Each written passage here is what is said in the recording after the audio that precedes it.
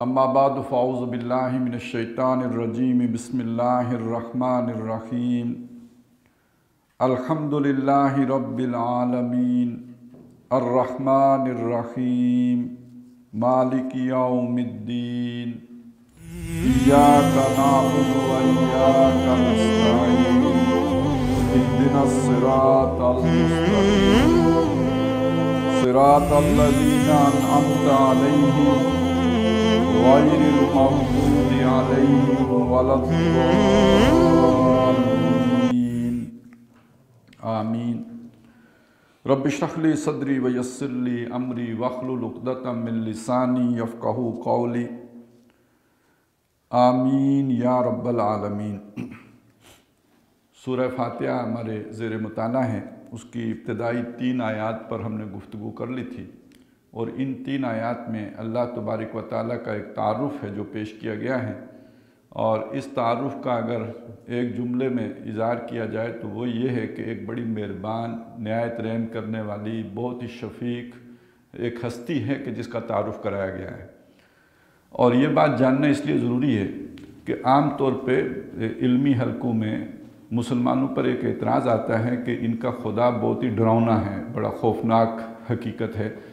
تو قرآن مجید نے جس خدا کا تعارف کروایا ہے، ہاں مسلمان جس کا تعارف کرواتے ہیں وہ ہم نہیں جانتے، لیکن قرآن مجید نے جس اللہ کا اور رب العالمین کا تعارف کروایا ہے وہ پالنہار ہے، پروردگار ہے، پرورش کرنے والا ہے، ضرورتیں پوری کرنے والا ہے، مہربان ہے، رحم کرنے والا ہے، اور عدل و انصاف جو ہے وہ فراہم کرنے والا ہے۔ تو ایک بہت ہی مشفق مہربان ہستی ہے کہ جس کا تعارف کرایا گیا، اور خاص طور پہ اس کو ذہن میں رکھیے کہ یہ قرآن مجید کی پہلی صورت ہے، یعنی ابتدائی تعارف تو اللہ تعالیٰ کا ہے ہی یہ کہ جو یہاں پہ پیش کیا جا رہا ہے۔ مصحف میں بھی پہلی ہے، اور ترتیب نزولی میں بھی جو پہلی مکمل صورت نازل ہوئی ہے وہ یہی ہے، اور ایک ایسی صورت ہے جسے خود مکمل قرآن کہا گیا ہے، سبع من المثانی والقرآن العظیم۔ تو اس میں اللہ تعالیٰ کا جو تعارف ہے بڑا مہربان شفیق ہستی کا، وہی جو ماں کی طرح جو ہے وہ محبت کرنے والی ہستی، اس طور پر اللہ تعالیٰ کا تعارف پیش کیا گیا۔ اب اس کا نتیجہ کیا نکلے گا کہ جو ایک ایسی مہربان ہستی ہو تو انسان کی جو اللہ نے فطرت بنائی ہے، اس کی جو بھی ایک اس کے اندر جو مختلف عادات و اطوار رکھی ہیں، تو اس کے اندر یہ ہے کہ جو قرآن مجید نے بیان کیا کہ حل جزاء الاحسان الا الاحسان، احسان کا بدلہ سوائے احسان کے تو کچھ بھی نہیں۔ اب ایک ایسی ہستی جس نے اتنے احسانات کیے ہوں، احسانات کی بارش کی ہو، بدلے میں اس کے ساتھ کیا کیا جائے؟ تو انسان کی جو بھی اس کی فطرت ہے اس کا تقاضا یہ ہے کہ نیکی کا بدلہ نیکی ہے، لیکن یہ کہ اللہ تعالیٰ تو ہر احتیاج سے پاک ہے، اسے تو کسی شے کی ضرورت ہی نہیں، اسے کسی خدمت کی احتیاج ہی نہیں کہ جسے ہم پورا کریں۔ تو یہاں پھر وہ ایک جسے کہتے ہیں نا کہ جبین نیاز ٹیکنا، اس کے آگے سر تسلیم خم کرنا، اس کا غلام بننا، اس کے پرستار ہو جانا، اس لیے کہ ہم اس کی خدمت تو کچھ کر ہی نہیں سکتے، اس کی کوئی ضرورت ہی نہیں ہے جسے ہم پورا کریں، وہ بیماری نہیں ہوتا کہ اس کی تیمارداری کریں، اسے بھوک ہی نہیں لگتی کہ اسے کھانا کھلائیں، اس کو سر میں درد ہی نہیں ہوتا کہ ہم سر دبائیں، وہ تھکتا ہی نہیں کہ پاؤں دابیں۔ لہٰذا اب کیا کریں؟ اس کے سوا کچھ بھی نہیں ہے کہ ہم اس کے آگے جبین نیاز ٹیکیں، اس کے سوا کچھ بھی نہیں کہ ہم اپنی ول اس کے آگے سرنڈر کر دیں، اس کے علاوہ کچھ بھی نہیں کہ ہم اپنی انا اس کے آگے سجدہ ریز کر دیں۔ یہ ہے در حقیقت تصور جس کو یہاں ایاک نعبد، ہم تیری ہی عبادت کرتے ہیں سے تعبیر کیا گیا ہے۔ یعنی یہ بھی کوئی خارج سے حکم نہیں ہے، یہ انسان کی اپنی فطرت کی پکار ہے، اس کے اپنے اندر سے ابھرا ہوا جذبہ ہے جس کا یہاں پہ اظہار ہوا۔ تو ہم تیری ہی عبادت کرتے ہیں، اس میں دونوں معنی ہوں گے، چونکہ جو عربی زبان میں فعل جو ہیں وہ 2 ہی ہوتے ہیں، ماضی ہے اور مضارع ہے۔ ماضی تو ماضی ہی ہے، اور مضارع کے اندر 2 مفاہیم شامل ہوتے ہیں۔ ہماری اردو میں جو ہوتا ہے کہ ایک فعل حال ہوتا ہے، ایک فعل مضارع مستقبل ہوتا ہے، تو یہ مستقبل اور حال دونوں جمع ہو کے مضارع بنتا ہے۔ تو اب ہم جب اردو میں ترجمہ کریں گے تو یہ ترجمہ بھی ٹھیک ہوگا کہ ہم تیری ہی عبادت کرتے ہیں، اور یہ ترجمہ بھی ٹھیک ہوگا کہ ہم تیری ہی عبادت کریں گے۔ جو دونوں معنی اس کے اندر موجود ہیں۔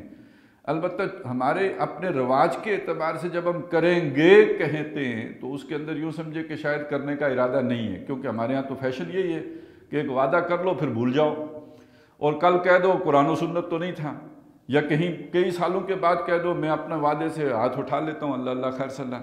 تو اب ایک ایسے معاشرے میں مستقبل کے معنی کرتے ہوئے ڈر ہی لگتا ہے کہ بھئی اللہ کے ساتھ بھی چکر بازی تو نہیں ہو رہی، لہذا زیادہ پھر مناسب یہ ہوتا ہے کرتے ہیں کسی وقت ہمارا حال یہ.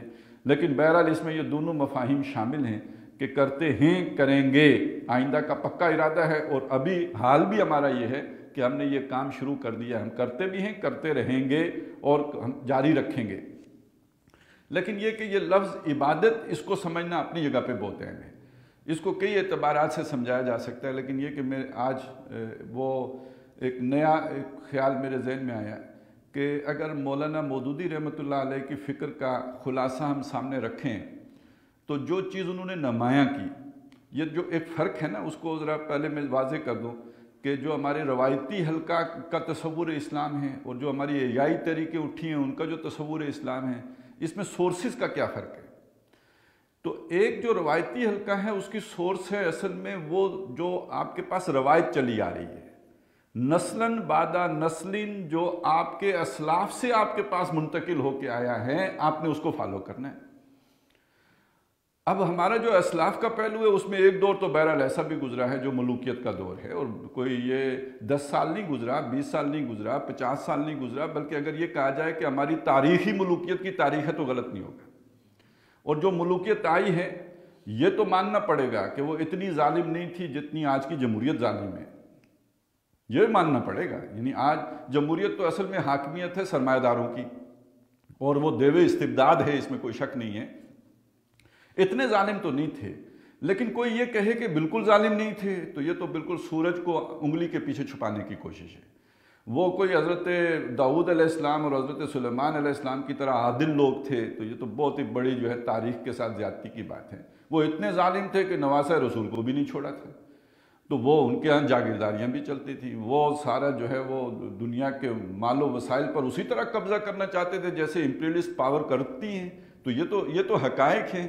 ہاں بہرحال چونکہ اہل کتاب تھے، مسلمان والدین کے گھر پرورش پائی تھی، لہذا ظلم اس درجے کا نہیں تھا جیسے اسکندر اعظم ظالم ہو یا جیسا کوئی دنیا دار آدمی ظالم ہو، اس درجے میں نہیں تھے. ان کی افواج کے اندر بھی ایسے ظالم لوگ نہیں تھے، لیکن ایسا نہیں کہ بالکل ظلم نہیں تھا، بالکل تھا. اور یہ کہ اس کے اندر وہ ساری جو بھی ایک استبدادی طاقتیں جو کچھ کرتی ہیں اس کی کوئی نہ کوئی جھلک کسی نہ کسی درجے میں مسلمانوں کے اندر بھی تھی.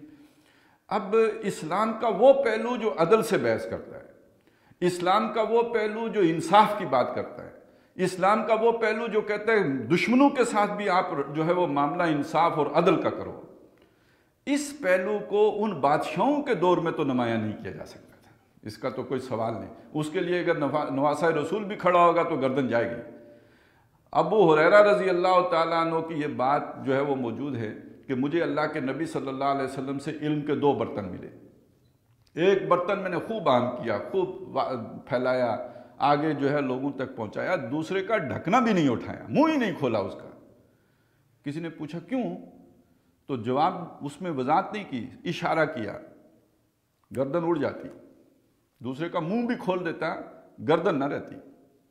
اب اس کو ہمارے صوفیہ کہتے ہیں کہ وہ تصوف کے حقائق تھے، معرفت کی باتیں تھیں، وہ ان کا اظہار کرنے کے بعد تو زندگی نہیں بچ سکتی تھی. تو تصوف میں تو آپ جو کچھ مرضی، کتنے لوگوں نے کیا کچھ لکھ دیا، خدا کو ایسے دیکھنا لکھ دیا جیسے کہ آپ کسی شے کو سامنے دیکھ، اس سے بھی بڑھ کر دیکھنا لکھ دیا.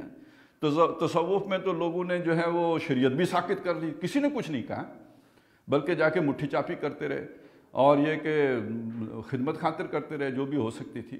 تو اصل جو بات تھی وہ یہ تھی کہ اگر آپ ان کے سامنے عدل کی بات کریں، انصاف کی بات کریں، کیا وجہ تھی کہ امام ابو حنیفہ جیل میں مرے ہیں؟ کیا وجہ تھی کہ امام احمد حنبل کو اتنی مار ماری گئی ہے کہ ہاتھی کو ماری جاتی تو بلبلا اٹھتا ہے؟ یہ اہل حق پر یہ ظلم و ستم کیوں ہوا ہے؟ اور پھر کیا وجہ ہے کہ انہی کے جو فالوورز ہیں ان کو عہدے مل گئے، چیف جسٹس بن گئے، قاضی القضاء ہو گئے؟ تو کچھ تو نظریہ ضرورت آیا ہے نا. تو وہ جو نظریہ ضرورت آیا ہے اس نے اسلام کی کسی نہ کسی تعلیم کو مسمار کر کے ہی ہے. اس کے بغیر وہ آئیڈیل اسلام تو پھر وہاں نہیں رہے گا. تو اس کا بہرحال جب دنیا میں ایک چینج آئی ہے اور اظہار رائے کی آزادی آئی ہے اور وہ کافروں کے ذریعے سے آئی ہے، تو اس کا ایک فائدہ یہ ہوا کہ کچھ لوگ اٹھے کہ جنہوں نے اسلام کے اس عدل کے پیغام کو عام کرنے کے اس موقع سے استفادہ کیا. یہ ہیں احیائی طریقے. اور اب انہوں نے اسلام کا وہ تصور پیش کرنا شروع کر دیا جو قرآن و سنت کے مطابق تھا۔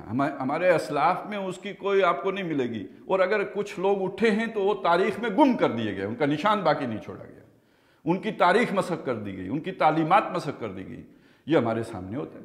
اگر نبیوں کی تعلیمات مسخ کی ان کے اپنے ماننے والوں نے، ان میں تعریفیں کر دی کیونکہ ان کے مفادات کے خلاف تھا، تو کیوں نہ ہوتا ایسا کہ نبیوں کے فالوورز جو ان کو گراں گزرتا تھا اور وہ طاقتور بھی تھے تو ان تعلیمات سے صرف نظر نہ کرتے۔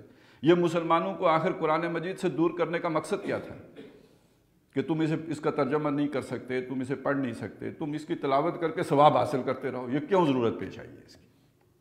قرآن مجید سے مسلمانوں کے دور ہونے کے اسباب کیا تھے؟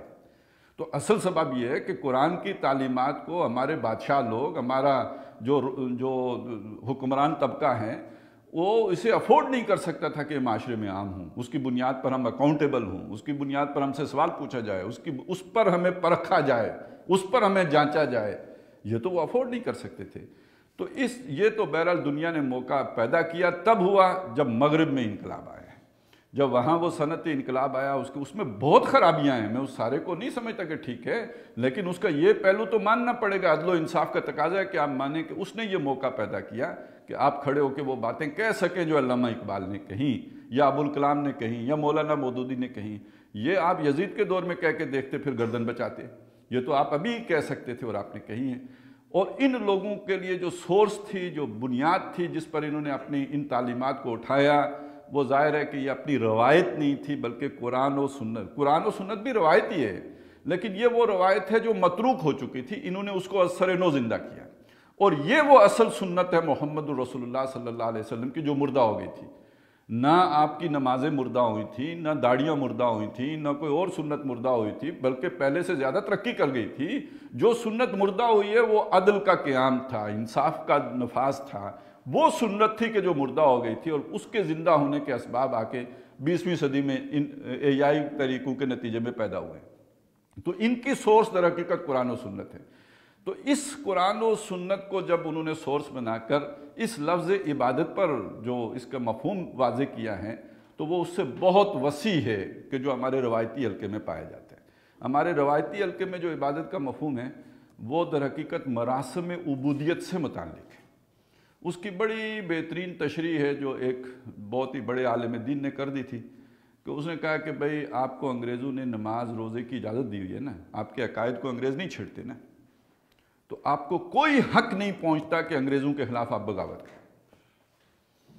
مسلمان حکمرانوں کے خلاف تو بغاوت کرنا کتنا دور سوچ کی بات ہوگی، آپ انگریزوں کے خلاف بھی بغاوت نہیں کر سکتے۔ کیوں؟ اس لیے کہ انہوں نے ہمیں نماز روزے کی اجازت دی ہوئی ہے، ہمارے عقائد سے چھیڑخانی نہیں کرتے۔ اس معنی میں آپ دیکھیں تو سیکولرزم جو دنیا میں رائج ہے اب، یہ سیکولرزم ہماری اس مذہبی سوچ کے ساتھ کامل ہم آہنگی رکھتا ہے، کامل ہم آہنگی رکھتا ہے۔ یہ دنیا کی ہر ریاست کو، ہر کافر ریاست کو یہ وہ دارالامن کا جو ہے وہ سرٹیفکیٹ ایشو کر دیتے ہیں، کیونکہ دارالفساد کون سا ہے، دارالحرب کون سا ہے؟ جہاں آپ کا عقیدہ محفوظ نہ ہو، جہاں آپ کو نماز روزے کی اجازت نہ ملے۔ جہاں آپ کو نماز روزے کی اجازت مل جائے، جہاں آپ کو جو ہے آپ کے عقیدے کے ساتھ نہ چھیڑا جائے، وہ دارالامن کہلائے گا۔ یہ ایک نئی اصطلاح وضع ہوئی، وہ دارالاسلام نہ بھی ہو تو دارالامن ہے، اور وہاں آپ کوئی بغاوت نہیں کر سکتے، کوئی چھیڑخانی نہیں کر سکتے۔ یہ ہے آپ کا ٹریڈیشنل نیریٹو۔ اب اس کے مقابلے میں وہ لوگ اٹھے کہ انہوں نے کہا نہیں بھائی، یہ مراسم عبودیت کا نام عبادت نہیں ہے۔ عبادت کے مفہوم کو سمجھنا ہو تو پہلے دیکھیے کہ زندگی کے مختلف شعبہ جات کیا ہیں۔ دنیا میں جو تصور ہے وہ کیا ہے؟ دنیا میں تصور یہ ہے کہ آپ کی زندگی کے دو گوشے ہیں۔ ایک گوشہ یہ ہے آپ کا انفرادی معاملات ہیں، ایک آپ کے اجتماعی معاملات ہیں۔ انفرادی معاملات کے 3 حصے ہیں، ایک آپ کا عقیدہ ہے، کچھ مراسم عبودیت ہیں اسی عقیدے پر مبنی، اور اس کے آگے آپ کی کچھ سماجی رسومات ہیں۔ مثلا آپ کا عقیدہ ہے، آپ 3 خداؤں کو مانتے ہیں، تو اب اسی کے مطابق آپ کی عبادت کے کوئی طور طریقے ہوں گے۔ عبادت نہیں کہنا چاہیے، پرستش کے کوئی طور طریقے ہوں گے۔ آپ کے اس اپنے عقیدے کے مطابق کچھ ڈنڈوت کے طریقے ہوں گے، کچھ پوجا پاٹ کے طریقے ہوں گے، کچھ آپ کے عبادات کا نظام ہوگا۔ جیسے ہم مسلمانوں کا نماز، روزہ، حج، زکوٰۃ وغیرہ ہے، تو یہ مراسم عبودیت ہے، یہ موڈ آف ورشپ ہے۔ اور اسی طرح ہندوؤں کا اپنا ہے، عیسائیوں کا اپنا ہے، کسی اور کا کچھ اور ہوگا، بدھ مت کا اپنا ہے۔ یہ ورشپ کے طریقے ہو گئے۔ اب کچھ سماجی رسومات ہیں۔ سماجی رسومات سے مراد کیا ہے؟ ہر آدمی پیدا ہوتا ہے، دنیا میں آتا ہے، تو اس کی پیدائش کو سیلیبریٹ کرنے کے کوئی نہ کوئی طریقے ہوتے ہیں۔ مسلمان اذان کہیں گے، اقامت کہیں گے، نہلائیں گے، دھلائیں گے، اس کا عقیقہ کرائیں گے، یہ سیلیبریشن کا اسلامی طریقہ ہے وہ پیدائش کو۔ اور یہ کہ ہندوؤں کا اپنا ہوگا، وہ بپتسہ دینے والوں کا اپنا ہوگا۔ یہ مختلف لوگوں کے مختلف طریقے ہیں، یہ مراسم عبودیت میں سے ایک حصہ ہو گیا۔ دوسرا یہ ہے کہ بہرحال ایک مرد ہوتا ہے، ایک عورت ہوتی ہے، ان کا جوڑ ہوتا ہے جسے میرج کہیں گے۔ اس میرج کے بھی طریقے ہیں اپنے اپنے۔ ہندو پھیرے دلواتے ہیں، وہ جو ہے عیسائی بھی جو ہے وہ ایجاب و قبول کراتے ہیں، مسلمان جو ہے ان کا اپنا نکاح کا طور طریقہ ہے۔ تو یہ ایک جو آپ کی جو شادی بیاہ کے طور طریقے، یہ بھی مراسم اس میں آ جائیں گے، سماجی رسومات میں۔ پھر ہر آدمی مرتا ہے، مسلمان ہو کافر ہو، مرنا تو ہے۔ اب اس کی باڈی کا کیا کرنا ہے؟ کبوں کے آگے ڈالنی ہے، یا یہ کہ کسی پہاڑ کی چوٹی پہ رکھ دینی ہے، آگ میں جلانی ہے، یا قبر میں دفنانی ہے، پھر کھڑی رکھنی ہے کہ لٹانی ہے، یہ ہے سماجی رسومات۔ اور یہ تینوں چیزیں وہ ہیں کہ جو انفرادی زندگی سے متعلق ہیں۔ عقیدہ آپ کے جو اس موڈ آف ورشپس ہیں، اور یہ آپ کی جو سوشل کسٹمز ہیں، یہ انفرادیت سے تعلق رکھتی ہیں، اس میں کوئی اسٹیٹ دخل نہیں دے سکتی۔ یہ دنیا میں مانی ہوئی بات ہے، اور اس کو یہ کہتے ہیں یہ ریلیجیس فیلڈ ہے، یہ انفرادی فیلڈ ہے اور یہ ریلیجیس فیلڈ ہے۔ اب اس کے مقابلے میں ایک سیکولر فیلڈ ہے جو اجتماعی میدان ہے۔ یہ جو سیکولر فیلڈ ہے، اس میں آپ سب سے پہلے آئے گا سوشل سسٹم۔ اب سوشل کسٹمز اور سوشل سسٹم میں کیا فرق ہوا؟ وہ سوشل سسٹم یہ ہے کہ آپ کی ویلیو سٹرکچر کیا ہوگا، آپ کے اخلاقیات کی بنیاد کس چیز پر ہوگی، اور یہ کہ آپ کے ہاں جو اونچ نیچ کے تصورات ہوں گے نہیں ہوں گے، گورے کالے کا فرق ہوگا نہیں ہوگا، شودر برہمن کا فرق ہوگا نہیں ہوگا، سب ایکول ہوں گے یا اونچ نیچ کے کوئی تصورات ہوں گے۔ پھر یہ کہ آپ کے ہاں حیا کی کوئی وہ ہوگی ویلیو یا نہیں ہوگی، جھوٹ سچ کی ویلیو کیا ہوگی، یہ آپ کا سوشل سسٹم ہے۔ اس سے آگے آپ کا اکنامک سسٹم ہے، اس سے اوپر آپ کا جو ہے پولیٹیکل سسٹم ہے۔ ان تین نظام ہائے زندگی کے بارے میں تصور یہ ہے کسی ریلیجن کو ان میں مداخلت کرنے کا حق حاصل نہیں ہے۔ کسی ریلیجن کے پاس اتھارٹی نہیں ہے کہ وہ ان میں مداخلت کرے، اور کوئی جو مذہب یا مذہبی رہنما یا مذہبی طبقہ یا کمیونٹی ان معاملات میں مداخلت نہیں کر سکتی۔ یہ پبلک ول سے طے ہو، یہ لوگوں کی سوچ پر، لوگوں کی ٹینڈنسیز، ان کے رجحانات، ان کے خیالات، ان کی خواہشات، ان کے جو بھی مشغولات ہیں، ان کی بنیاد پر یہ چیزیں طے ہوں گی۔ اس میں کسی مذہب کو دخل دینے کا حق نہیں ہے۔ اس کو کہتے ہیں یہ سیکولر فیلڈ ہے، یہ ریلیجیس فیلڈ ہے، اور ریلیجن کو زندہ رہنے کا حق ہے اگر وہ اپنی فیلڈ میں محدود ہو۔ اور آج اسلام پر دنیا میں جو سب سے بڑا اسلام ہے کہ یہ وہ ریلیجن ہے ریلیجن جو اپنا پولیٹیکل ایجنڈا رکھتا ہے۔ اب یہ بات آپ کو بش کی زبان سے بھی ملے گی، یہ آپ کو ٹرمپ کی زبان سے بھی ملے گی۔ یہ جتنے بھی اس وقت اسلام کے خلاف ایک مہم چل رہی ہے، اس میں جو اسلام کے اوپر سب سے بڑا الزام وہ لگاتے ہیں یا چارج شیٹ کرتے ہیں، وہ یہ ہے کہ یہ اسلام کا جو ہے ریلیجن، لیکن اس کا ایک پولیٹیکل ایجنڈا ہے۔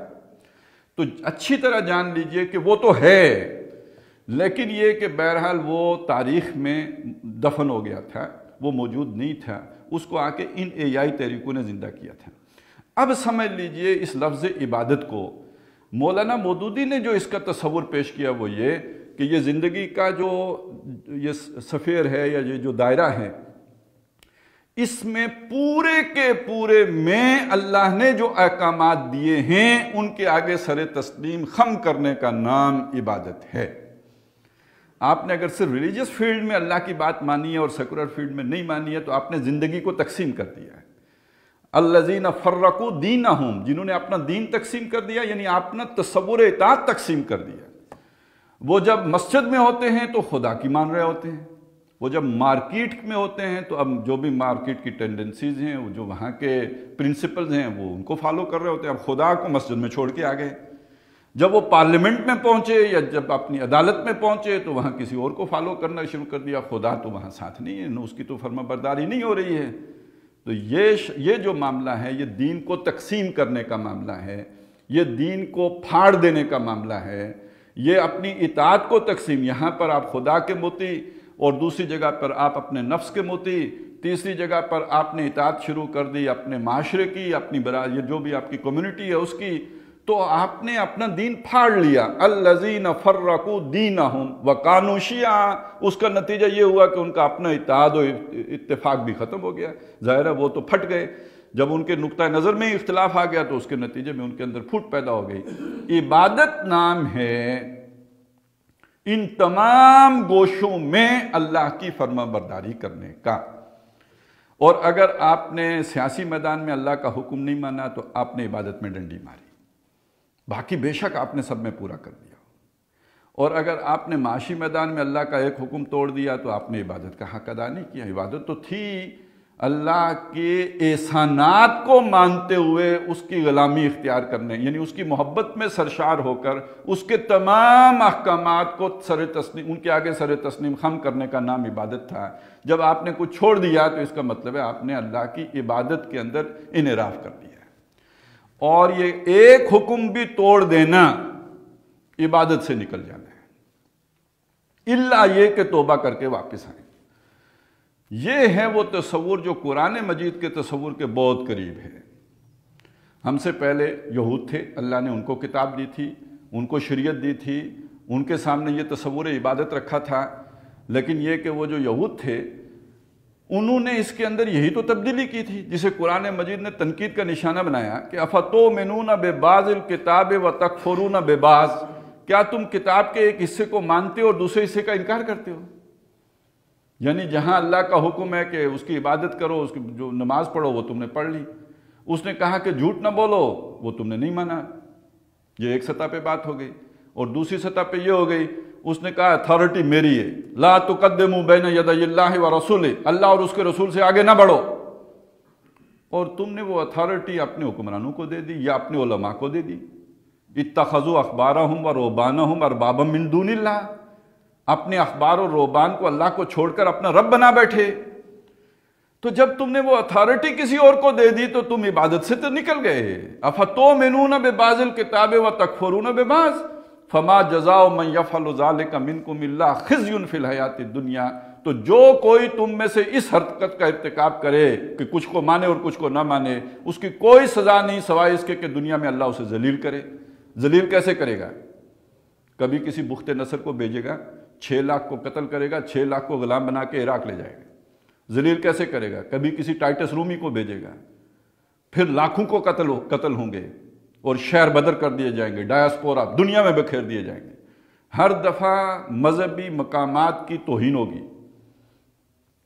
یروشلم کی مسجد جو سلیمان علیہ السلام نے بنائی مسمار ہوگی، تورات جو آسمان سے اتری گم ہوگی، لاکھوں اس کے جو ماننے والے طے ہوں گے۔ یہ ضلالت ہے نا، یہ رسوائی ہے، یہ مقدر بنے گی اگر تم کچھ مانو گے اور کچھ نہیں مانو گے۔ اور ہم دیکھ رہے ہیں آج یہی مسلمانوں کے ساتھ ہو رہا ہے، تو گویا اللہ کی سنت تو نہیں بدلی۔ جب مسلمانوں نے وہی حرکت کی جو یہودیوں نے کی تھی، اللہ نے مسلمانوں کے ساتھ وہی کیا جو انہوں نے اللہ اس سے پہلے یہودیوں کے ساتھ کر چکا تھا۔ یہی اللہ کے نبی صلی اللہ علیہ وسلم نے بتایا تھا، لَيَأْتِيَنَّ عَلَىٰ أُمَّتِي مَا أَتَىٰ عَلَىٰ بَنِي إِسْرَائِيلَ حَظْوَ النَّعْلِ بِالنَّعْلِ، میری امت پر بھی وہ سب کچھ وارد ہو کے رہے گا جو بنی اسرائیل پر وارد ہوا۔ جیسے 2 جوتیاں آپس میں مشابہ ہوتی ہیں، یعنی جیسے اس طرح ان کی تاریخ مشابہ ہوگی۔ تو یہ ہے اللہ کی سنت کہ عبادت کے اندر ڈنڈی مارو گے اور آدھے پہ چلو گے اور آدھے پہ نہیں چلو گے تو دنیا میں ذلیل ہوگے۔ اچھا، اب جو ہمارا روایتی تصور ہے وہ کیا ہے؟ وہ تصور یہ کہتا ہے کہ آخرت میں آپ کی نیکیوں کا بدیوں کا پلڑا ہوگا۔ آپ نے 20 روزے رکھے ہیں، 10 روزے کھا گئے، اب تولیں تو 10 کھانے والوں کا وزن زیادہ ہوگا یا 20 رکھنے والوں کا زیادہ ہوگا؟ آپ نے نمازیں بھی پڑھی ہیں اور آپ نے جھوٹ بھی بولے، تو ان الحسنات یذہبن السیئات، نیکیاں برائیوں کو کھا جاتی ہیں، تو آپ کی نمازیں آپ کی برائیوں کو کھا گئیں۔ آپ نے یہ باتیں نہیں سنی کہ جی آپ صبح اٹھ کے تو اشراق پڑھ لیں، نماز فجر پڑھی آپ نے، اس کے بعد مسجد میں بیٹھے رہے، مسجد میں بیٹھ کے آپ نے سورج نکالا، اس کے بعد 2 نفل پڑھے، دعا کر کے گھر چلے گئے، کل تک کے جتنے آپ کے گناہ تھے سارے معاف ہو گئے، جو آپ نے سود کھایا پیا سب معاف ہو، چھٹی۔ تو یار یہ ان گناہوں سے بچنا تو بہت مشکل کام ہے، یہ 2 نفل پڑھنا تو بڑا آسان کام ہے۔ نہ ہینگ لگے نہ پھٹکڑی، آپ نے بس 1 گھنٹہ بیٹھے، لوگ ایکسرسائز کرتے ہیں، پارکوں میں دوڑتے ہیں، بے وقوف وہ جان بناتے ہیں، آپ نے وہاں آدھا گھنٹہ مسجد میں گزارا، اس کے بعد 2 نفل پڑھے، پچھلا سارا معاف، چھٹی۔ اب آپ کہتے ہیں جی کرپشن ختم ہو جائے، تو وہ کدھر سے ختم ہوگی؟ وہ تو 2 نفلوں کی مار ہے، وہ تو ساری معاف ہو گئی۔ یہاں موٹیویشنل فورس ساری کی ساری ملتی ہے اللہ سے، آخرت سے، اور وہاں آپ نے چھٹی کرا دی کہ 2 نفل پڑھے اور گئے، سب چھٹی ہو گئی۔ وہ نہیں تو چلیں جو بھی حرام کمایا اس سے عمرہ کریں، آپ نے 7 طواف کیے، چکر لگائے، پچھلا سارا معاف۔ رمضان آ گیا، روزے رکھے آپ نے، ساری چھٹی۔ تو بھئی یہ جب تصورات آ جائیں گے تو پھر وہ عبادت کا وہ والا تصور جو قرآن مجید پیش کرتا ہے وہ تو پھر سارا اڑ جائے گا۔ اب قرآن کیا کہتا ہے؟ وَيَوْمَ الْقِيَامَةِ يُرَدُّونَ إِلَىٰ أَشَدِّ الْعَذَابِ، قیامت کے دن وہ سخت سے شدید ترین عذاب میں ڈالے جائیں گے۔ بالکل مختلف بات ہے، بالکل مختلف بات ہے۔ سورہ کاف کہتی ہے ایسے لوگوں کے لیے میزان نصب ہی نہیں کی جائے گی جن کی ترجیح دنیا تھی۔ هَلْ نُنَبِّئُكُمْ بِالْأَخْسَرِينَ أَعْمَالًا، ہم متنبع نہ کریں ان لوگوں کے بارے میں جو اعمال کے اعتبار سے، محنتوں کے اعتبار سے، جد و جہد کے اعتبار سے سب سے زیادہ خسارے میں۔ الَّذِينَ ضَلَّ سَعْيُهُمْ فِي الْحَيَاةِ الدُّنْيَا، جن کی ساری محنت دنیا میں گم ہو گئی، نمازیں بھی پڑھی تو دنیا کے لیے، حج بھی کیے تو دنیا کے لیے۔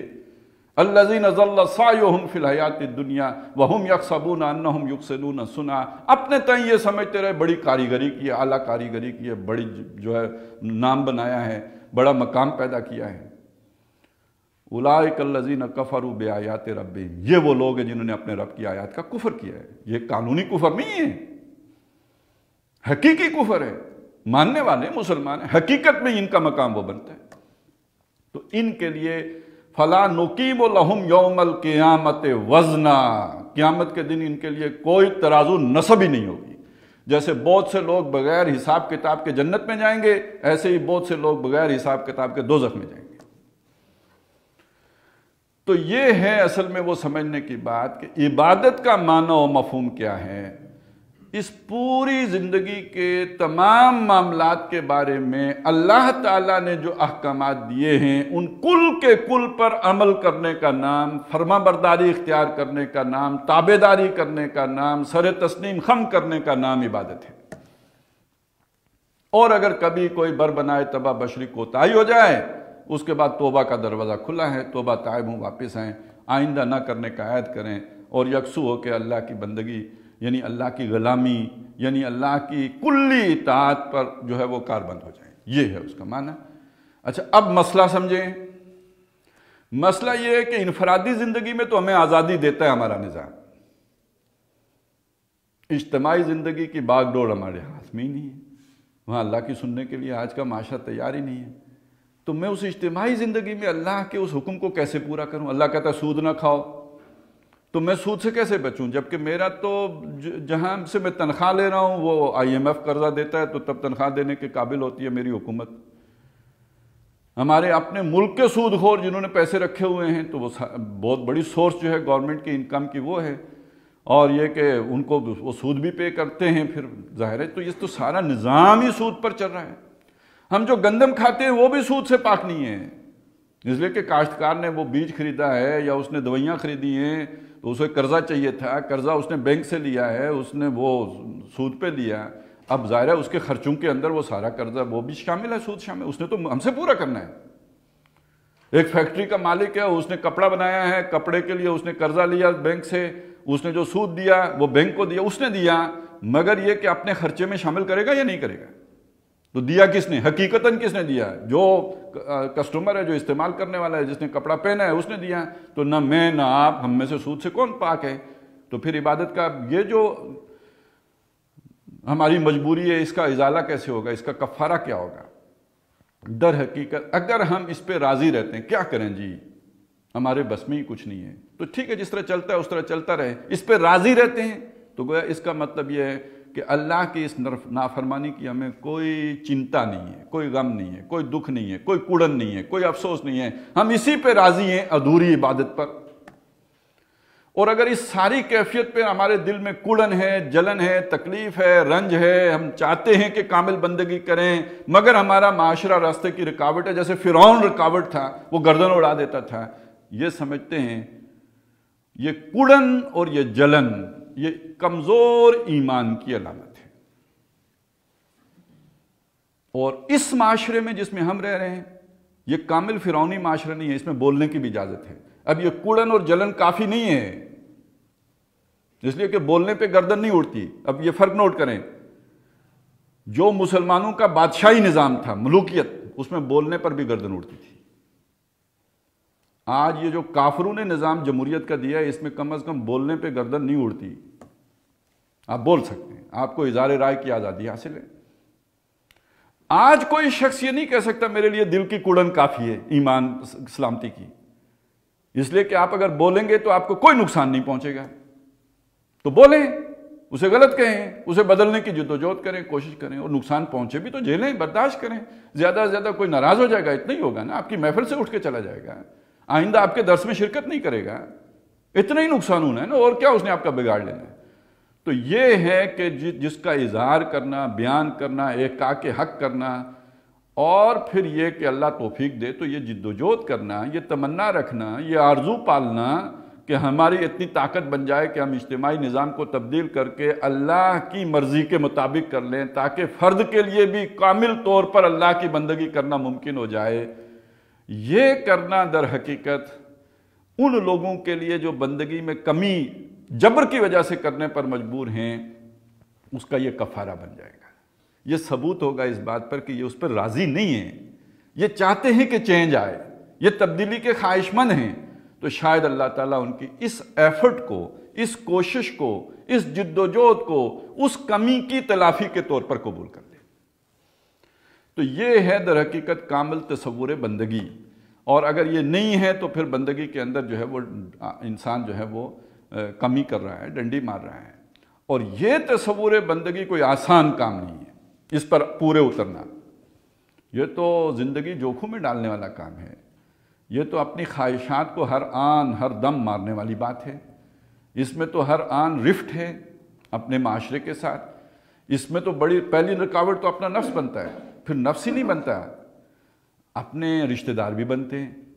معاشرے کا مطلب کیا ہے؟ معاشرہ کوئی جو ہے وہ اجنبی شہر کا نام تو نہیں ہے نا، میری ذات کی جو سرحدیں معاشرے سے ملتی ہیں وہ میرے رشتہ داروں کے ساتھ جڑ کے ملتی ہیں نا، میری فیملی ہے، میرے بچے ہیں، میری بیوی ہے، میرے ماں باپ ہیں، میرے سسرالی ہیں، یہ سارے مل کے ہی تو وہ معاشرہ بنتے ہیں جو آ کے میرے ساتھ جڑتا ہے۔ معاشرے سے ری ایکشن آئے گا تو کہاں سے ری ایکشن آئے گا؟ گھر سے ری ایکشن آئے گا۔ آپ جو ہے وہ کسی پولیس کے محکمے میں کام کرتے ہیں، وہاں اوپر کی آمدنی بھی ہے، یا چلیں کمیشن کہہ لیں، اوپر کا بھی ہے، اور اس سے آپ کی جو ہے وہ کچن بھی چلتا ہے، معاشرے میں آپ کی ایک سے بھی ہو گئی ہے، آپ بڑے اچھا اپنے مکان بھی بنا لیا ہے۔ اچانک آپ کے سامنے یہ تصور عبادت آتا ہے، آپ کہتے ہیں جی میں صرف رزق کے حلال پہ گزارا کروں گا، اوپر والا نہیں، تو پہلا رد عمل حکومت کی طرف سے آئے گا یا کچن والی کی طرف سے آئے گا؟ اور اکثر تو یہ ہوتا ہے کہ حکومت کے پریشر کو تو آدمی پھر بھی برداشت کر لیتا ہے، کم از کم اخبار میں نام تو آ جاتا ہے۔ یہ جو گڑ کھا کے مرتا ہے یہاں کوئی نہیں ریزسٹ کر سکتا ہے، اوپر سے نفس بھی اسی طرف جو ہے وہ رغبت رکھتا ہے، تیسری طرف شیطان بھی اسی شے کو پمپ کرتا ہے، کبھی آپ کو کبھی گھر والوں کو۔ تو یہ تین اطراف میں جنگ لڑنی پڑتی ہے۔ یہ جہاد فی سبیل اللہ کا پہلا مرحلہ ہے، یہ جہاد کا آغاز انسان کے اندر سے ہوتا ہے، اور اسی کو اللہ کے نبی صلی اللہ علیہ وسلم سے جب پوچھا گیا ای الجہاد افضل یا رسول اللہ، سب سے افضل جہاد کون سا ہے؟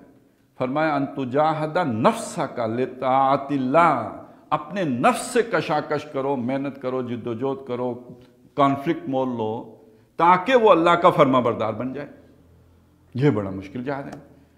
تو یہ سمجھ لیجئے یہ ہے عبادت، یہ مکمل عبادت ہے، یہ ٹوٹل عبادت کا اصل تصور یہ ہے، اور یہ تصور سامنے رکھ کر چمی گویم مسلمانم بے لرزم کے دانم مشکلات لا الہ را کی بات بھی سمجھ میں آتی ہے۔ کلمہ پڑھنے کا مطلب ہے عہد عبادت، اور عبادت کرنے کا مطلب ہے سب سے لڑائی مول لینا۔ یہ بے لرزم والی بات ہو گئی یا نہیں ہو گئی؟ یہ تو بڑا مشکل کام ہے، یہ تو ایک بہت ہی مشکل آئیڈیالوجی کو اڈاپٹ کرنے کا نام ہے، یہ کوئی محض عقیدے کی بات نہیں ہے، یہ تو کانفلکٹ مول لینے والی بات ہے۔ لہٰذا اگلی بات آگے ایاک نستعین، تجھ ہی سے مدد مانگتے ہیں۔ یہ ایک مشکل کام ہم سے اس تیری مدد کے بغیر نہیں ہو سکتا۔ ہاں میری خواہش ہے، میرا عہد ہے، میں چاہتا ہوں یہ ہو جائے، میرا بس تو بہت، میں تو بڑا کمزور ہوں، تیری مدد درکار ہے، تیری پشت پناہی درکار ہے، تو میرا جو ہے وہ نگہبان بنے، میری انگلی پکڑ کے چلائے، تب چل سکتا ہوں، اس کے بغیر تو بہت مشکل ہے۔ وَإِيَّاكَ، تجھ ہی سے مدد چاہتا ہوں۔ اور اس میں دوسری بات بھی ہے کہ ہماری جو اس سے دنیا کی ضرورتیں بھی گھٹیں گی۔ اب ظاہر ہے وہ آپ جب عبادت کے تصور کے ساتھ زندگی بسر کریں گے تو آپ کی دنیا سمٹے گی، آپ کے رزق کے دروازے بھی بظاہر لگے گا کہ سکڑ رہے ہیں، اب وہ جو جس طرح چوکھا آ رہا تھا وہ نہیں آ رہا، تو بہت بڑے سوالیہ نشان لگیں گے۔ وہ بعض لوگ تو ان کی جو جاب ہی یہ ہوتی ہے، اب کسی بلڈرز کے ساتھ آپ لگے ہوئے ہیں کام پہ، ویسے تو آپ بڑے عبادت گزار بھی ہیں، تہجد گزار بھی ہیں، نیک وکار بھی ہیں، اللہ کی فرما برداریاں بھی کرتے ہیں، اب اس نے ایک سب سٹینڈرڈ جو ہے وہ مال بنایا ہے، آپ کے سامنے بنا ہے، پاس کروانا ہے، کیسے ہوگا؟ جہاں 2 ریڑیاں کرش لگنی تھی اس نے 3 ڈال دی ہیں، سیمنٹ کا توڑا تو ایک ہی ڈلے گا، کرش ایک ریڑی فالتو آ گئی۔ اب یہ سٹینڈرڈ اس کا وہ تو نہیں ہوگا، تو کیا کریں؟ پورے جو بڑے بڑے بلڈرز ہیں انہوں نے تو پورے ڈپارٹمنٹ رکھے ہوئے ہیں جو ڈیل کرتے ہیں۔ اب اس ڈپارٹمنٹ کا ہیڈ جو ہے ایک بڑا تہجد گزار بندہ ہے تو اسے ڈیل کرنی پڑے گی یا نہیں؟ اپنے لیے نہیں، جہاں سے تنخواہ لیتا ہے وہاں کے لیے۔ اور اگر وہ نہیں کرے گا کہ یہ ناجائز ہے، یہ رشوت کا لین دین حرام ہے، وہ نہیں کرے گا تو جاب سے جائے گا، تو رزق کے اوپر کوسچن مارک آیا یا نہیں آیا؟ خطرے میں پڑ گئی آئندہ کی زندگی یا نہیں پڑ گئی؟ تو اللہ تیری مدد کے بغیر تو یہ سب نہیں ہو سکتا، تجھ ہی سے مدد مانگتے ہیں۔ اس وقت کسی اور کے در پہ حاضری دے دی تو وہ ساری کیے کرائے پہ پانی پھر گیا۔ یہ عبادت اور دعا آپس میں بالکل جڑے ہوئے ہیں، بلکہ ایک ہی تصور ہے، یہ مترادف بھی ہیں۔ عبادت کا ایک معنی دعا بھی ہے، دعا کا ایک معنی عبادت بھی ہے۔ اور اللہ کے نبی صلی اللہ علیہ وسلم نے فرمایا الدعاء هو العبادہ، دعا ہی تو عبادت ہے۔ آپ اگر صحیح معنوں میں اللہ کی بندگی کر رہے ہوں، آپ کو اللہ کے علاوہ مانگنے کو کسی اور کا دل ہی نہیں کرے گا، اللہ ہی سے مانگیں گے۔ یہ تو اس کی علامت ہوگی کہ آپ صحیح معنی میں اللہ کی بندگی کر رہے ہیں۔ آپ اس کے ساتھ مخلص ہیں تو اس کے سوا کسی اور سے کیوں مانگیں؟ یہ ہمارے دل کا چور ہوتا ہے جو ہمیں کہتا ہے کہ جناب آپ کا تو منہ ہی نہیں ہے کہ اس سے مانگو، تو آپ فلاں کے پاس چلے جاؤ، کالا بکرا دو، وہ دعا کرے گا تو آپ کا کام ہو جائے گا۔ کیوں جانا پڑتا ہے؟ اپنے دل کا چور لے کے جاتا ہے کسی اور کے پاس کہ تمہارا تو منہ نہیں ہے اس سے مانگنے کا۔ اور نبی صلی اللہ علیہ وسلم نے تو یہ بھی فرمایا الدعاء مخ العبادہ، صرف عبادت ہی نہیں ہے، عبادت کا ایسنس ہے، جیسے کسی شے کا کوئی جوہر ہوتا ہے، اس کا ایسٹ ہوتا ہے، یہ وہ شے ہے عبادت کی کہ دعا ہی تو عبادت کی گویا بنیاد ہے، اس کا جوہر ہے، اس کی اصلیت ہے۔ یہ کسی اور سے ہو، امید کسی اور سے ہو، دعا تو اسی سے ہوگی نا جو امید پوری کرے آپ کی۔ تو اس سے بڑا شرک کوئی نہیں ہے، اس سے بڑی جو ہے عبادت کے اندر گمراہی کوئی نہیں ہے۔ الدعاء مخ العبادہ، یہ عبادت کا جوہر ہے۔ اور پھر یہ کہ یہ دکھلاوے کے لیے ہو، شہرت کے لیے ہو، تو وہ بھی ساری عبادت عقارت چلی جائے گی، وہ پھر اللہ کے لیے تو تھی نہیں، وہ تو لوجہ اللہ ہو، اللہ کی رضا کے لیے ہو، اللہ کی خوشنودی کے لیے، تب عبادت ہے۔ تو ایاک نعبد و ایاک نستعین۔ اب یہاں تک تو یہ جو 4 آیتیں ہیں، اس میں جو بات آئی ہے وہ یہ کہ اللہ تعالیٰ کا ایک تعارف ہے، اور اس تعارف کے ایک تقاضے کے طور پر انسان نے اپنے جذبے کا اظہار کر دیا، میں تیرے آگے سر تسلیم خم کرتا ہوں، تیرے احکام کے مطابق چلوں گا، اور میں اپنی زندگی تیری منشا اور مرضی کے مطابق بسر کروں گا۔ اگلا مسئلہ یہ ہے کہ وہ میں کروں کیسے؟ یہ انسان یہاں تک تو اس کی فطرت، اس کی عقل اسے پہنچا دے گی، لیکن اللہ کی عبادت کرنے کے طور طریقے کیا ہیں، موڈ آف ورشپ کیا ہیں؟ اللہ کس شے کو پسند کرتا ہے کس کو نہیں پسند کرتا یہ کیسے معلوم کریں؟ تو یہ انسانی عقل یہاں آ کے بے بس ہو جاتی ہے۔ وہ اپنی بے بسی کا بھی اظہار کر رہا ہے اور اللہ سے وہ جو مدد چاہ رہا ہے اس کا اظہار کر رہا ہے، اہدنا الصراط المستقیم، مجھے سیدھی راہ دکھا۔ یہ سیدھی راہ کا مطلب کیا ہے؟ دیکھیں، سیدھی راہ کا مطلب سمجھنا اتنا مشکل اس لیے نہیں ہے کہ ہم جب اپنی زندگی میں دیکھتے ہیں تو ہمیں یہ نظر آتا ہے کہ ہم غلطیاں کریں، ہم سیکھتے ہیں، جو سیکھنے کا ہمارا عمل غلطیوں پر مبنی ہوتا ہے۔ کہتے ہیں کام سے غلطی، غلطی سے تجربہ، تجربے سے علم حاصل ہوتا ہے۔ تو اس کا مطلب جو ہم نے کام غلط کیا ہوتا ہے اس سے پھر ہمیں تجربہ ملتا ہے جس سے ہمیں علم ملتا ہے۔ اچھا، جو علم ملتا ہے وہ تو ایک ڈائریکشن تو دے دیتا ہے کہ یہ کام جو میں نے یہ کیا ہے یہ ٹھیک نہیں ہوا، اس کو اس طرح نہیں اس طرح کرنا چاہیے تھا۔ اب جب جس نئے طریقے پہ آتا ہوں میں تو وہ بھی تو کنفرم نہیں ہوتا کہ یہ ٹھیک ہی ہوگا، کرنے کے بعد پتہ چلتا ہے کہ یہ ذرا تھوڑا، یہ بھی دوسری ایکسٹریم پہ تھا۔ اگر آپ دیکھیں انسانیت کا سفر تو یہ دو انتہاؤں کے دھکوں کا نام ہے۔ آدمی ایک انتہا پہ جاتا ہے، وہاں غلطی کا احساس ہوتا ہے، وہاں سے وہ یو ٹرن لیتا ہے تو دوسری انتہا پہ پہنچ جاتا ہے۔ ارتقاء تو ہوتا ہے لیکن زگ زیگ میں ہوتا ہے، یہ سیدھی لائن میں نہیں ہوتا ہے، اپورڈ موومنٹ نہیں ہوتی، یہ جو ہے وہ زگ زیگ میں ہوتا ہے۔ یہی انسانیت کا سفر ہے، وہ عقل کی روشنی میں چلیں گے تو یہی ہوگا۔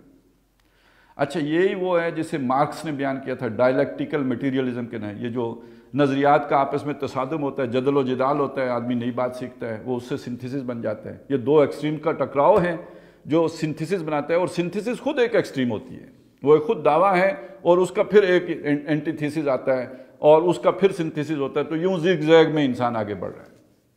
صراط مستقیم کیا ہے؟ زگ زیگ سے بچ جاؤں، افراط و تفریط کے دھکوں سے بچ جاؤں، تجربات اور ٹھوکروں سے بچ جاؤں، سیدھی لائن میں چلوں۔ اب اس بات کو سمجھنے کے لیے چند مثالیں اپنے سامنے رکھیں، وہی جسے سیکولر فیلڈ کہتے ہیں، میں اس کی مثالیں دوں گا، ابھی انفرادی زندگی کی نہیں دے رہا، سیکولر فیلڈ کی سامنے رکھیں۔ اس میں پہلا مسئلہ ہے عورت اور مرد کا مسئلہ۔ ہمیں آج کل بھی تپ چڑھی ہوئی ہے وہ میرا جسم میری مرضی والے نعرے پہ، آپ کو پتہ ہی ہے، ابھی پچھلے سال لگا تھا، اب اس کے اندر نئے نعرے بھی شامل ہو گئے ہیں، اپنا موزہ خود ڈھونڈ لو، کھانا اپنا خود گرم کر لو۔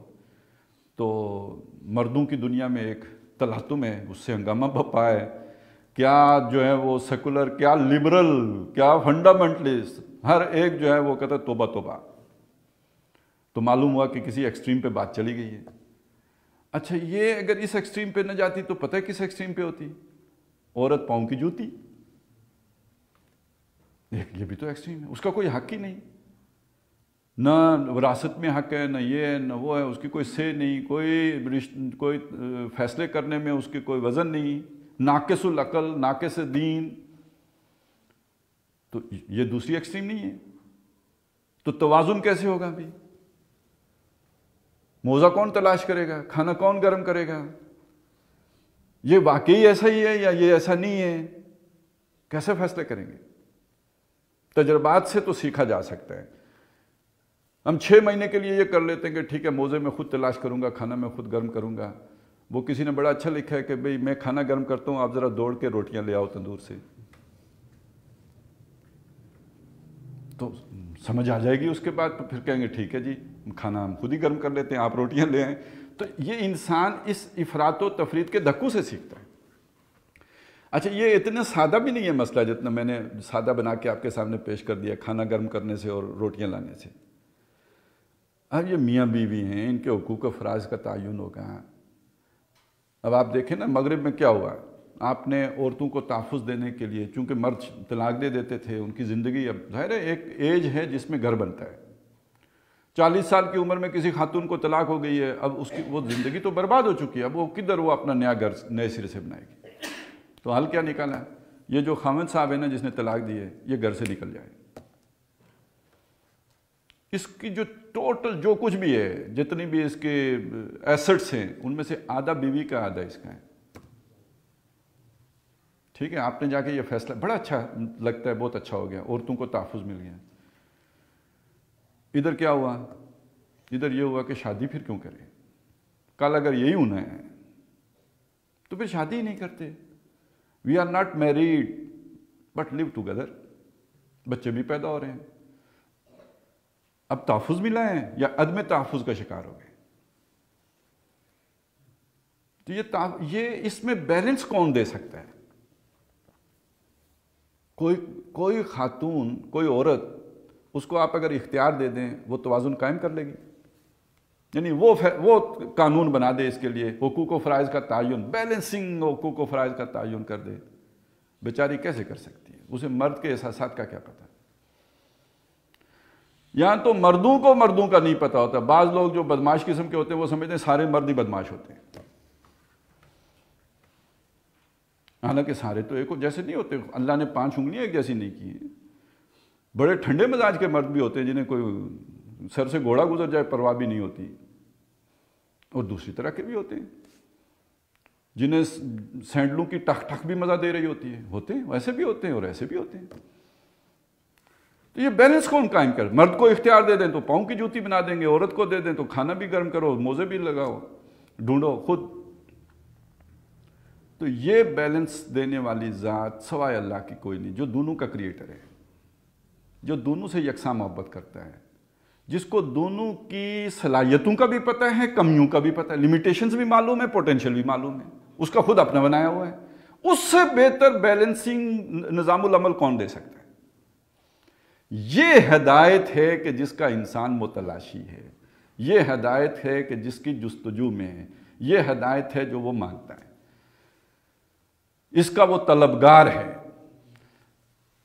جہاں تک وہ جو گمراہیاں تھیں جو موڈ آف ورشپس میں آتی تھیں، یہ آج کا انسان ویسے ہی ان سے بہت اوپر اٹھ گیا ہے۔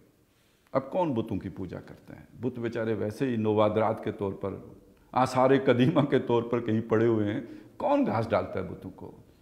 اب زندہ جاوید خدا کو کوئی نہیں پوچھتا تو بتوں کو کون پوچھے گا؟ آج کے انسان کے مسائل تو یہ ہیں۔ وہ مولانا مودودی کی ایک کتاب تھی دینیات، اس کی کوئی انگریزی میں ٹرانسلیشن کی تھی شاید پروفیسر خورشید صاحب نے، تو وہ جہاں شائع اس کا ایک فٹ نوٹ ایک زمانے میں پڑھا تھا، وہ کسی مغربی کسی مفکر کا کوئی کول تھا جو انہوں نے فٹ نوٹ میں دیا تھا کہ we are taught to fly in the air like birds and to swim in the water like fishes but how to live on earth we do not know. یہ زمین پر زندہ رہنے کا طریقہ سکھانے کے لیے قرآن آیا ہے، یہ زمین پر رہنے کا سلیقہ سکھانے کے لیے محمد الرسول اللہ آئے صلی اللہ علیہ وسلم، آداب زندگی دینے کے لیے آئے ہیں۔ جنت میں رہنے کا پروٹوکول تو قرآن نے نہیں سکھایا، بھئی حور کے ساتھ آپ نے کیسے انٹریکشن کرنا ہے اور کیسے جو ہے وہ معاملات کرنے، کچھ نہیں پتہ۔ وہ جو جنت میں دودھ کی نہریں ہوں گی ان میں آپ نے ڈبکی کیسے لگائیں، کچھ نہیں پتہ۔ وہ تو وہاں جائیں گے تو وہاں کا نظام العمل دیا جائے گا۔ یہاں دنیا میں رہنے کا طریقہ سکھانے کے لیے قرآن مجید ہے، اور یہ ہمیں پتہ ہی نہیں، اسی کا نہیں پتہ، اور اسی کی دنیا سب سے بڑھ کر محتاج ہے، ضرورت مند ہے، حاجت مند ہے، متلاشی ہے، تلاش میں ہے، اور ہم اس کو چھپا کے بیٹھے ہوئے، ہم مسلمان چھپا کے بیٹھے ہوئے۔ اور یہ صراط مستقیم در حقیقت وہ رحمت للعالمینی کا مظہر ہے، یہ سیدھی راہ پہ چلنا، یہ افراط و تفریط کے دھکوں سے بچنا، یہ ایکسٹریمز کی ٹھوکریں کھانے سے بچنا۔ کتنے خاندان تباہ ہوتے ہیں تو انسان سیکھتا ہے نا، کتنے خاندان تباہ ہوتے ہیں تو آدمی سیکھتا ہے، اس تباہی سے بچنا۔ اور یہ وہ چیز ہے جسے قرآن مجید نے کہا کہ یہ جو ہدایت ہے نا، یہ بدلتی رہتی ہے، یہ ایک جگہ پہ نہیں رہتی۔ انسان کو علم دے دیا، وَعَلَّمَ الْآدَمَ أَسْمَاءَ كُلَّهَا، اس علم کے نتیجے میں انسان ترقی کرتا رہتا ہے، اس کا تمدن ترقی کرتا ہے، اس کی تہذیب آگے بڑھتی ہے، اس کی جو ارتقاء ہوتا ہے معاشرے کے اندر۔ تو جب وہ نئے نئے مسائل، نئے نئے سوشل ایونٹس آتی ہیں، نئے نئے پیچیدگیاں پیدا ہوتی ہیں، تو نئی ہدایت درکار ہوتی ہے۔ اسی لیے اس رکوع کے آخر میں فرمایا فَإِمَّا يَأْتِيَنَّكُم مِّنِّي هُدًى فَمَن تَبِعَ هُدَايَ فَلَا خَوْفٌ عَلَيْهِمْ وَلَا هُمْ يَحْزَنُونَ۔ تو جب تمہارے پاس میری طرف سے ہدایت آئے، یعنی ان نئے حالات کے مطابق رہنمائی تمہارے پاس آئے، جو کوئی اسے فالو کرے گا اس کو کوئی خوف نہیں ہوگا، کوئی حزن نہ ہوگا۔ اس لیے کہ سیکھنے کے لیے غم اٹھانا پڑتا ہے۔ آپ تجربے سے سیکھیں گے تو غم اٹھا کے سیکھیں گے، آپ غلطی کریں گے تو تکلیف ہوگی، آپ کا نقصان ہوگا۔ ہمارے بتائے ہوئے راستے پہ چلیں گے تو غم سے بھی بچ جائیں گے، نقصان سے بھی بچ جائیں گے۔ آپ کو ایک سیدھی اسٹریٹ لائن، ایک گائیڈ لائن مل جائے گی۔ وہ جو گائیڈڈ میزائل ہوتا ہے اس کے کھو جانے کا تو کوئی خطرہ نہیں ہوتا نا، آپ نے لاک کر لیا ہے اور اب جا کے اس نے نشانے توجنا ہے۔ اس طرح یہ ایک سیدھی لائن پر آپ کو فیڈ کر دیا جائے گا، لیکن یہ کہ فرسٹ یہ آپشن آپ کا ہوگا آپ یہ گائیڈنس قبول کرتے یا نہیں. یہ جو آپ کو پروگرامنگ دی گئی ہے اس کو آپ اپنے اندر فیڈ کرنے کے لیے تیار ہیں یا نہیں ہیں، یہ آپ کا آپشن ہے. کر لیں گے تو سیدھی لائن پہ آپ کا جو ہے وہ زندگی چل پڑے گی، نہیں کریں گے تو زگ زیگ میں چلے گی، دھکے کھائیں گے اور ٹھوکریں کھائیں گے، دنیا میں بھی اور آخرت میں بھی پھر ٹھوکر ہی ہے. نبی صلی اللہ علیہ وسلم نے اس پورے عمل کو ایک دفعہ زمین پہ لکیریں کھینچ کے باقاعدہ سمجھایا. آپ نے آڑی ٹیڑھی لائنیں کھینچی اور ایک سیدھی لائن کھینچی اور فرمایا یہ جو آڑی ٹیڑھی لائنیں ہیں یہ گمراہی ہے اور یہ سارے دوزخ میں گرنے والی ہے، اور یہ جو سیدھی لائن ہے یہی پل صراط سے پار ہو کے جنت میں جانے والی ہے. یہ ہے صراط مستقیم. اہدنا الصراط المستقیم، اے اللہ ہمیں سیدھی راہ دکھا. اور یہ میں نے آپ کو عرض کر دیا کہ یہ ہر بدلتے دور کے ساتھ بدلتی رہی ہے. حضرت موسیٰ علیہ السلام کو جو شریعت دی گئی، جو سیدھی راہ دی گئی وہ اور تھی. محمد رسول اللہ صلی اللہ علیہ وسلم کو جو شریعت دی گئی، سیدھی راہ دی گئی وہ اور ہے. ان کے طور طریقے اور ہیں. ان کے ہاں ہو سکتا ہے پردہ ہو ہی نہ، ہمارے ہاں پردے کے احکامات بھی دے دیے. کیوں دے دیے؟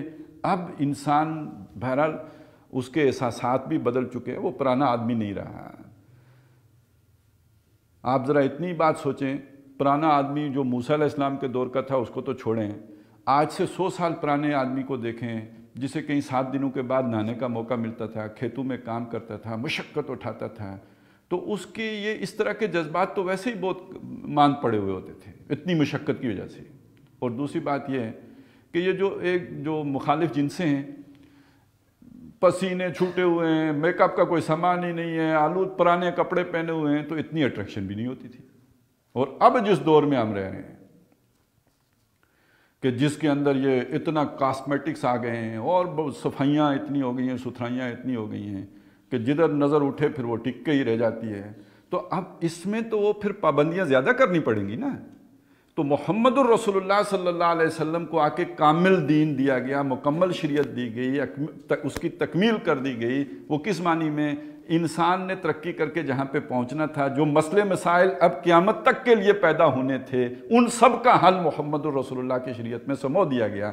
اس لیے اب اس کے بعد کسی نئی شریعت کی ضرورت نہیں ہے، اس لیے اب اس کے بعد کسی نئے نبی کی ضرورت نہیں ہے.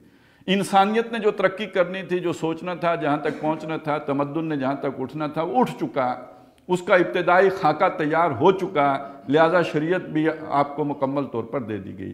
جہاں پر ابھی بھی ارتقاء ہونا تھا وہاں کے لیے اصول دیے گئے، جہاں پہ کامل ہو گیا تھا وہاں کے لیے کامل قانون دے دیا گیا، جہاں ابھی ارتقاء ہونا تھا اس کے لیے اصول دیے گئے. اب آپ دیکھیں جو آپ کا سماجی نظام ہے وہ مکمل ہو گیا تھا، لہٰذا قرآن مجید میں آپ کو دیکھیں کہ بڑے تفصیلی احکامات آئلی قوانین کے ملیں گے، میاں بیوی کے حقوق کے ملیں گے، ان کے جو نکاح طلاق کے ملیں گے، بڑے تفصیل سے مل جائیں گے. معاشی میدان میں ابھی دنیا نے بہت آگے جانا تھا. وہ تو اس وقت میں جو ایک پروڈکٹیو یونٹ سب سے بڑھ کر وہ زمین تھی اور کھیتی باڑی تھی. اب صنعتی انقلاب نے آنا تھا، اس میں صرف اصول دیے، 1-2 سود نہیں کھاؤ یہ قانون دے دیا، اور کئی لا یکون دولتم بین الاغنیاء منکم اصول دے دیا، دولت تمہارے امیروں میں گردش نہ کرے. ہر وہ قانون کل عدم ہوگا جس کے نتیجے میں وہ ضابطہ جس کے نتیجے میں دولت کا ارتکاز کسی ایک طبقے کی طرف ہوتا ہو. ایک اصول دے دیا، اب قانون خود بناتے رہو. اس کا قانون اللہ نے نہیں دیا، کیوں؟ ابھی مزید ارتقاء ہونا تھا. اسی طرح انسانی جو یہ سیاسی نظام ہے اس کے بھی سٹرکچر بدلنا تھا. اس وقت اولی الامر بنتے تھے، کیسے بنتے تھے؟ یہ قبیلہ ہے، ابھی قبیلے موجود ہیں. قبیلے کا جو چیف ہے وہ پورے قبیلے کا ریپریزنٹیٹیو ہے، نیچرل ریپریزنٹیٹیو ہے اس کا. اس نے ترقی کر کے جب گلوبل ولیج بننا ہے تو یہ قبیلہ اور برادری کا نظام تو ختم ہو جانا ہے. چودھری اب بھی ہوں گے، راجپوت اب بھی ہوں گے، عباسی اب بھی ہوں گے، کوئی ٹرائبل چیف نہیں ہوگا کہ جس کی سب مان لیں. اب اس کی جگہ پہ پولیٹیکل پارٹیز آئیں گی. اب انسان اپنے آپ کو نظریے کی سطح پر منظم کرے گا. نسل سے اوپر اٹھ گیا ہے، ارتقا بائیں مانا. پہلے حسب نسب کی بنیاد پر اس کی ایک بندشیں ہوتی تھیں یا یہ کہ پارٹی بنتی تھی. اب حسب نسب کی بنیاد پر نہیں بنے گی، اب اس کی ذہنی جو بھی ایک علمی اور فکری اور نظریاتی بنیادوں پر اب پارٹیاں بنیں گی. اور وہ والی حسب نسب والی ناقابل تبدیل تھی، آپ بدل نہیں سکتے. آپ اگر گورے ہیں تو آپ کالے نہیں ہو سکتے، آپ اگر کالے ہیں تو گورے نہیں بن سکتے. لیکن یہ والی جو تبدیلی ہے یہ جو پارٹیاں ہیں یہ تو بدل بھی سکتی ہیں، آپ پیپلز پارٹی میں ہیں تو آپ مسلم لیگ میں جا سکتے ہیں، آپ مسلم لیگ میں ہیں تو آپ تحریک انصاف میں جا سکتے ہیں، یہ تو بدل بھی سکتی ہیں۔ اور اب معاشرے کی فارمیشن ان پارٹیوں کے، آپ شہروں میں رہتے ہیں، آپ کو معلوم ہے آپ کے گلیوں میں کام ہوتے ہیں، آپ ایک دوسرے کے کام آتے ہیں، اس کی بنیاد کیا بنتی ہے؟ آپ کا چودھری ہونا، چودھری کے پاس جاتے ہیں، اور یہ جو نظم اور ڈسپلن آتا ہے تو یہ اپنے اس حسب نسب کی بنیاد پر تو نہیں آ رہا، اب اس طور پر انسان نے اپنے آپ کو منظم کر لیا ہے۔ تو یہ ساری چیزیں یہ جو بدلیں گی، اس میں بھی کچھ اصول ہوں گے۔ پھر یہ کہ ریاست کا انتظام، اس میں بڑی تبدیلیاں آئیں گی، اس میں بھی اصول دیے۔ ایک اصول یہ ہے کہ لا تقدموا بین یدی اللہ ورسولہ، اللہ اور رسول سے آگے نہیں بڑھنا ہے۔ قانون بناؤ، جو مرضی بناؤ، تمہیں اختیار ہے بنانے کا، لیکن کوئی ایسا قانون نہ بنانا جو اللہ اور رسول کے کسی قانون کے ساتھ متصادم ہو۔ سیدھی بات، ایک تو یہ آ گیا۔ دوسری بات یہ آئی، اور یہ سورہ حجرات کی پہلی آیت ہے، اور یہ جو اب میں سنا یہ سورہ نساء میں آیا کہ جب بھی فیصلہ کرو عدل و انصاف کے ساتھ کرو۔ اذا حکمتم ان تحکموا بالعدل، تمہیں اللہ حکم دیتا ہے کہ جب تم فیصلہ کرو تو وہ تمہیں یہ حکم دیتا ہے کہ عدل و انصاف کے ساتھ کرو۔ اور اس سے پہلے ایک اصول دیا کہ امانتیں اہل لوگوں کے سپرد کرو، ان تؤدوا الامانات الی اہلھا، مطلب ہے ذمہ داریاں، آپ جو بھی وزیر اعظم بنا رہے ہو، آپ کوئی بنا، وہ اہل لو اور ذمہ داری آپ کی ہوگی۔ جس نے سفارش کی نیک اچھی، اس کو آخرت میں اجر ملے گا، جس نے سفارش کی بری، آخرت میں پکڑا جائے گا۔ تو سفارش یہی تو نہیں کہ چوکیدار کس کو رکھنا ہے، سفارش یہ بھی ہے کہ وزیر اعظم کس کو بنانا ہے۔ اور آخری بات تنازع ہو گیا، قانون بنا، مجلس قانون ساز نے قانون بنایا، لگا یہ کہ یہ اللہ اور رسول کے قانون کے ساتھ متصادم ہو گیا، تنازع پڑ گیا۔ فَإِن تَنَازَعْتُمْ فِي شَيْءٍ، کسی شے میں تمہارا آپس میں تنازع ہو گیا ہے، جھگڑا ہو گیا ہے، رد و قضا ہو گئی ہے، کھینچا تانی ہو گئی ہے، فَرُدُّوهُ إِلَى اللَّهِ وَرَسُولِهِ، تو اس کو اللہ اور رسول کی طرف پلٹا دو۔ اب اللہ اور رسول کی طرف جب تک رسول موجود تھے تو تب تو ممکن تھا، اب رسول موجود نہیں تو کیسے پلٹائیں گے؟ یہ عدلیہ کا فنکشن ہے۔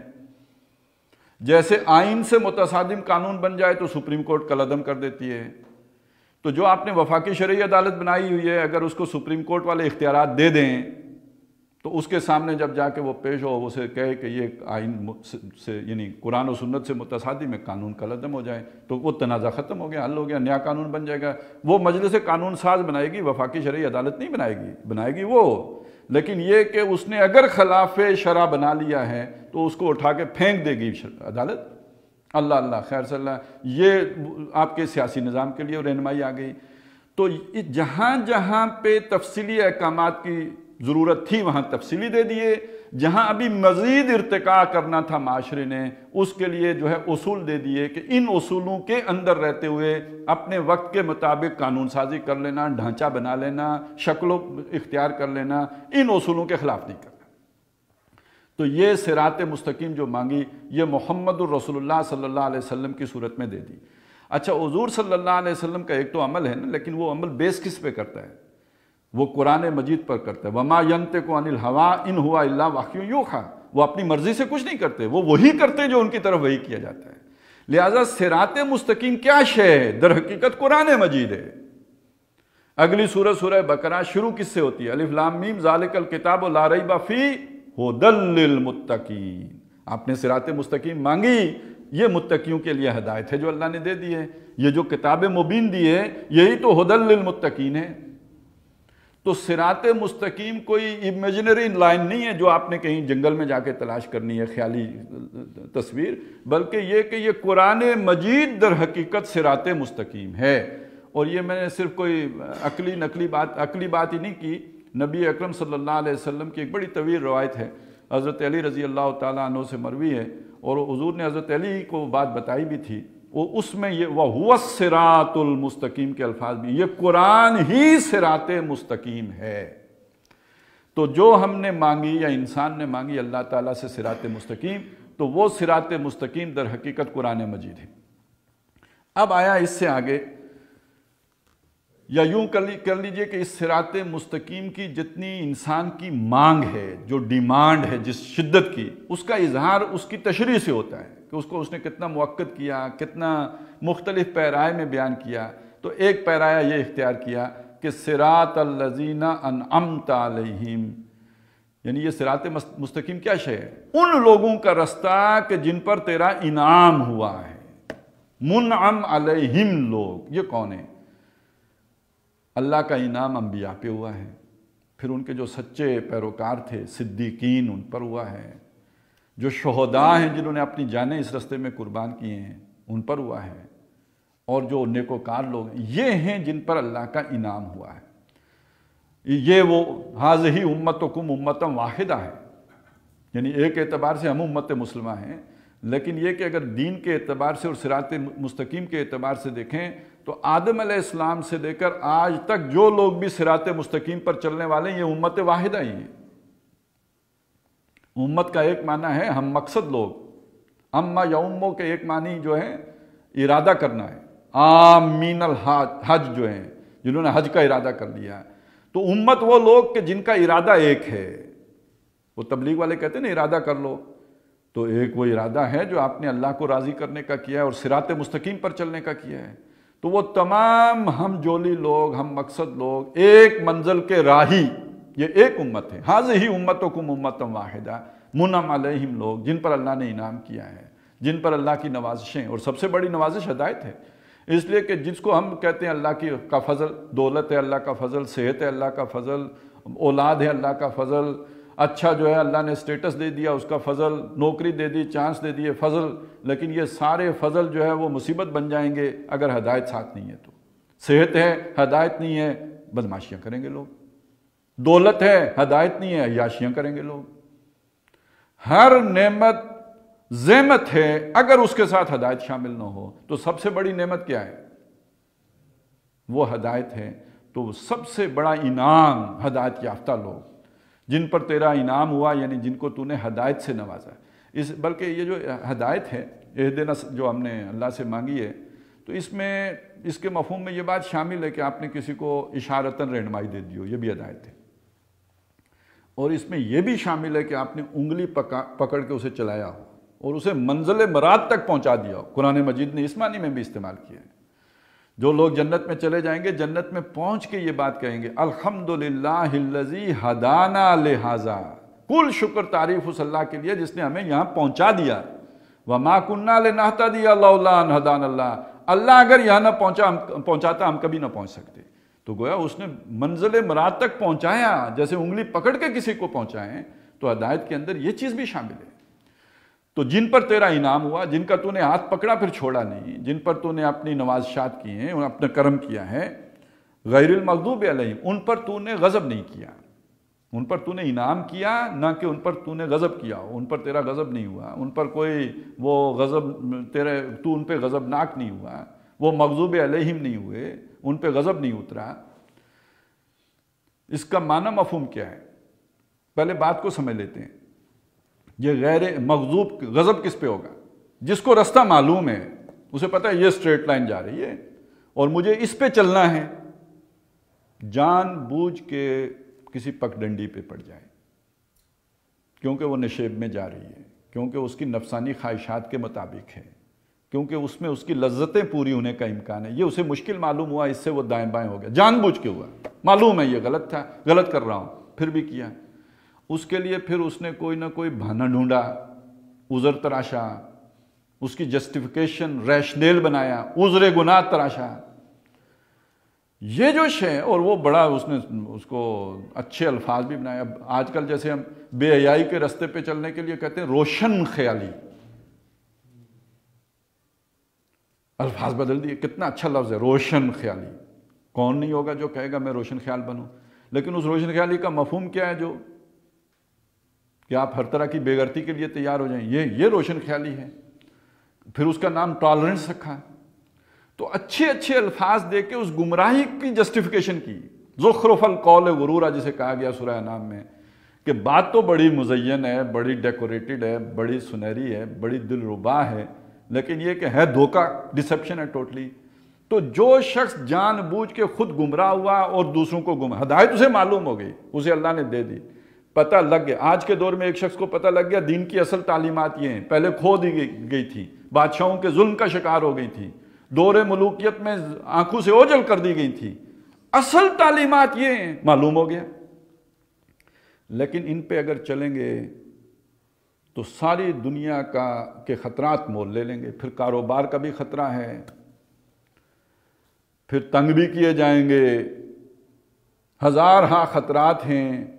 تو اسے سکون کی پگڈنڈی وہی محسوس ہوئی کہ ٹھیک ہے، ہم روایت کی طرف واپس چلے جاتے ہیں، اس میں تسلی ہے، اس میں خطرہ کوئی نہیں ہے، تزکیہ بھی ہوگا، اور یہ کہ سارے جو بھی سب راضی بھی رہیں گے، خطرہ بھی کوئی نہیں ہے، رستہ بھی معلوم ہے، بتایا گیا ہے، اس پہ چلایا گیا ہے، لیکن اس سے جان بوجھ کے ہٹ گئے اور اس میں ہیلے بہانے اور بڑے دلربا ہیلے بہانے کر کے آدمی ہٹ جائے، تو یہ پھر گمراہی نہیں ہے،